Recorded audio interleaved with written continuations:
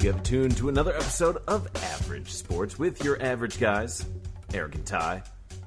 Hope you're doing well out there. Glad to have you listening in. We got a whole couple weeks to catch you up on. If you haven't been watching, that's why you tune in. You got to be in the know of the average. That's what we're here for, man. Bringing it to you. Yeah. Eric, how you doing? I'm doing great today, man. It's a beautiful day here in St. Louis and ready to get this one rolling. If we happen to sound a little different right now, it's because Eric and I are actually sharing a microphone this time. For once. It might sound a little clearer on this end. I don't know, something we're trying. Maybe above average.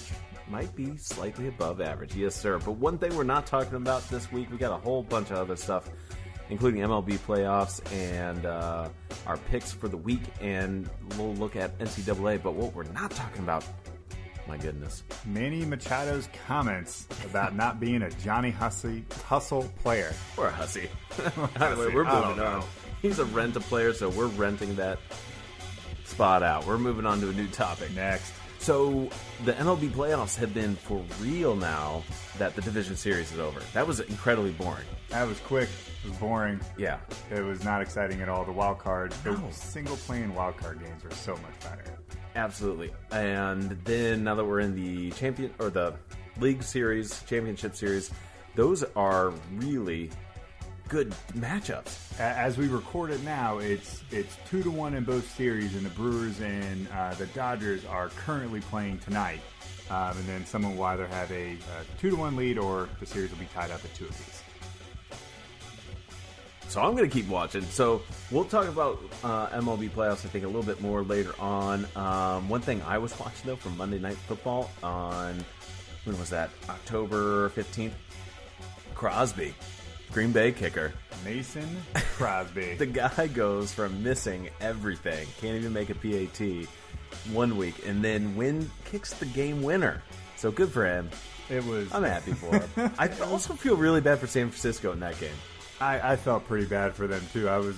They were the underdog. I was definitely pulling for them, especially maybe a little George Kittle love for my fantasy lineup. But, I just wanted to beat Green Bay because I'm kind of tired of Green Bay. So, I was really hoping for San Francisco. I know. They're at home. You see all the Green Bay fans like, Rodgers is going to do it again. And he does it again. Yeah, I know. We're just waiting for the one time that he doesn't. So. Yeah. Everyone is admiring the blood on his elbow. Right. Yeah, the other game that I watched, which I'm sure 90% of the football watching country did, Kansas City, New England. That matchup totally lived up to the entire hype of everything, especially in the second half. It was everything that you could have wanted out of that matchup. You're not wrong in the second half. I was kind of pulling for KC, but just because it was a phenomenal season or start for them. But now there's only one undefeated team left in the NFL, and that goes to LA Rams. Last thing we want to recap, I caught a score. The Devils blanking Washington Capitals, the Stanley Cup champions, 6-0. Ovechkin's still hungover. Are the Caps hungover? That's where I'm going. Still hungover. All right, let's get into our topic of the show, shall we? It is football related. It might be fantasy football related in case you are playing out there and might be wondering, this is a conversation, Eric, you and I have had a couple of times now. Yeah. Le'Veon Bell. That's what we got to talk about. I mean, where is he? What's he doing? Yeah, it went from us being we're not going to talk about this kind of topic to it having so much underneath it that we had to touch base on it. And the reports this week from Adam Schefter was going to be initially that he was going to be reporting to the Steelers on the bye week, which just happened. He didn't report, so now the new date that we're looking for is this next Monday after this next week. And it's an important conversation either from a fantasy aspect. What do the Steelers do when he does come back? It may be looking at week 10 right now, because that's when he is going to be able to still cash his game checks. If it's after then, he doesn't get any money for the season. So that's important. That's something I wasn't even aware of until we started talking about this before the show. The week 10, that's when he's actually out some money. So it's going to hurt him more than just sitting at home, not playing. Maybe he's wishing he's playing. It's going to hurt his checkbook, his bank account. I mean, and that's what he's been after this whole time is he wants a contract. He wants a long-term contract. Yeah.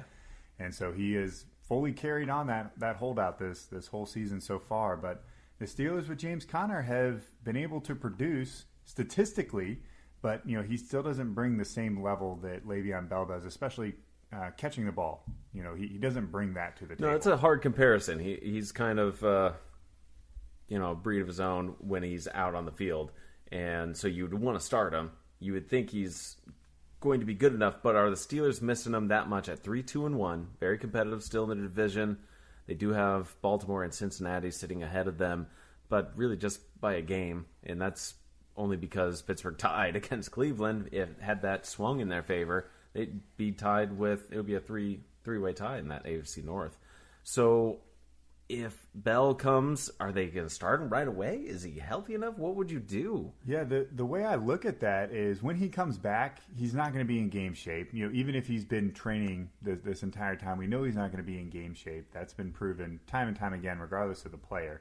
But I think what we'll be looking at is we'll be looking at a timeshare early on, first week, maybe 2 weeks.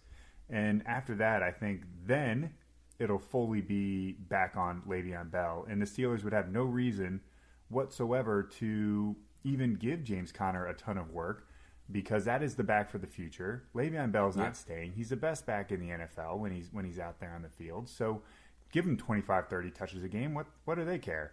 He's going to be on to another team next year anyway. That's where I was going to go with, too. That's a good segue that the Steelers have every reason to try to trade him right now. Is there really a buyer, though, out there? I don't know that there's a buyer because he's not there. So they don't even know that he'll show up to, if they trade him to XYZ team. Is he going to show up if he gets traded? Probably not. He's probably just going to continue to hold out until he has to be forced to show up. I think it's incredibly fascinating that a player has basically outvalued himself from the highest level of this profession. So does that mean, what does this mean for the future? I don't know. Yeah, as far as Le'Veon Bell's future, he's going to have to sign somewhere next year. I don't know that he's going to be happy with the contract. If he wants to play. Yeah, if he wants to play. He could always retire. He could, which would be almost Barry Sanders-esque. Yeah. Who also retired really, really young, when there was still what appeared to be some left in the tank. So pricing him out. It's going to be an interesting saga, especially as we get closer to week 10. I'm interested to see how that happens. So it's going to be an interesting topic, especially as we get closer to that okay, week. Well, changing over to the fantasy implications, if you happen to have drafted him as a first pick or second pick, do you keep him on your team? No one's going to necessarily, or is it maybe also on the other side, are you considering a low-value trade for him to just stash him on your team in the case that he might come back? Yeah, I would go have those conversations with those Le'Veon Bell owners. I have done it in every single league that I don't, which is every league. I don't own Le'Veon Bell in any league. I've gone to that owner in every single one. And I've had open conversations with him even as recent as a week ago. And these particular cases, the owner's not interested. However, they are interested at like the Melvin Gordon price tag, which is absolutely absurd. That you would trade that away for someone that hasn't played. Le'Veon Bell, if you can get him on the cheap, go for it. But you have to be aware that there's a risk involved, and he's going to be stashed on your bench at least for another couple weeks.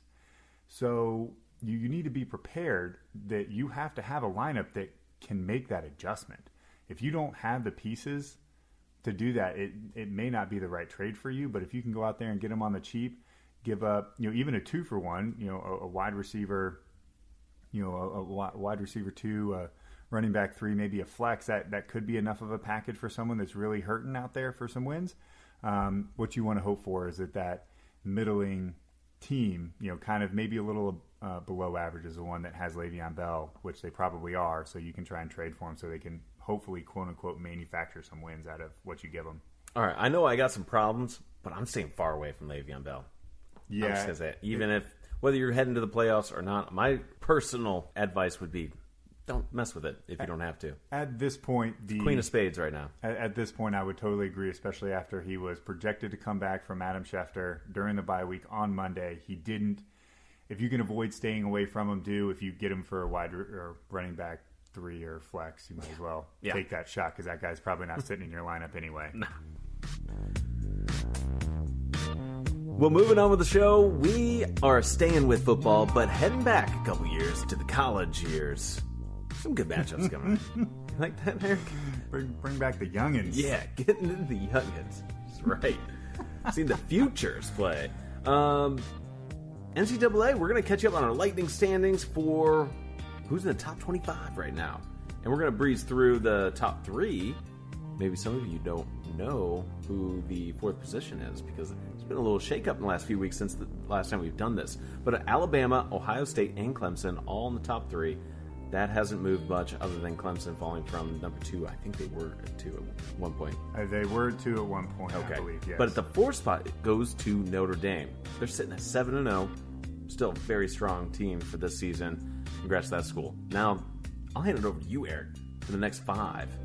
Yeah, I want some opinion on this, too. Yeah, we have some big movers up there with LSU and Michigan both moving up more than 5 spots to the 5 and 6 spots right there. And both of these teams were quite low in the top 25, if not outside of the top 25 when the season started, which I'm pretty sure Michigan was. LSU, I know, was towards the bottom. And they have both made some gigantic moves with some big wins over some programs as they move up into spot 5 and 6. Then you bring up Texas, who had a big win over Oklahoma.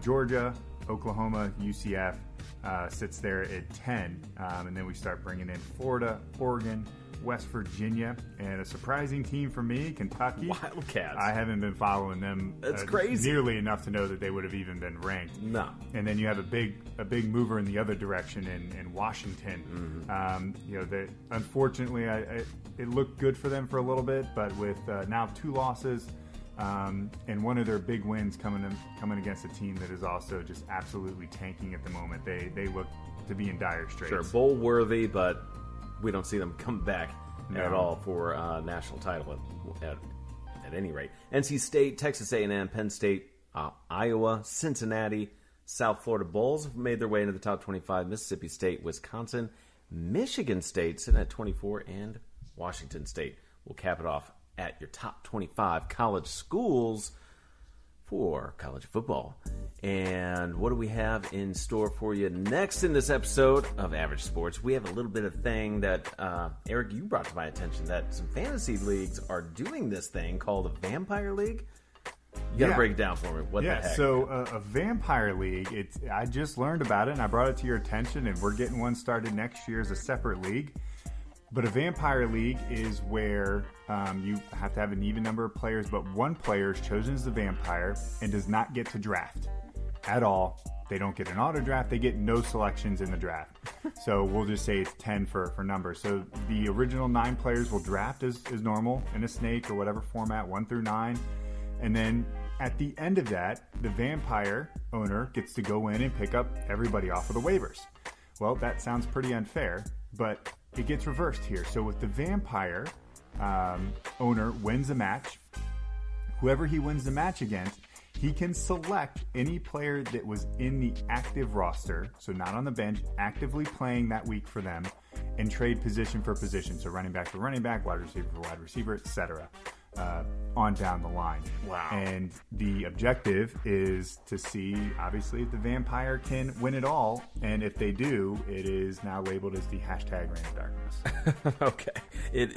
It's high risk, high reward, all played out in fantasy rules. But if you say you want a running back and it's Melvin Gordon, for example, you have to give that person your running back. You can't give him a kicker. If he was in the starting role and the vampire beat you and selected Melvin Gordon, you have to give him to him. Right, but what do I get in return? You get a running back in return. Okay. Whatever one he chooses. Okay. Not your choice, his choice. So in a vampire format, would you, and let's keep it at the 10-person kind of league, would you want to draft or be vampire? And I'll maybe even sweeten it, be like first or second draft or be vampire. That's really tough right there, but I mean, so you have the option to play fantasy in the normal format wherever. So if this were offered to you in this sort of setup, why wouldn't you want to be like, hey man, I'll do the vampire, I'll take that, and really see where your skills are and see if you're able to get a couple of wins in there and really screw some other people up. See if you can really mess up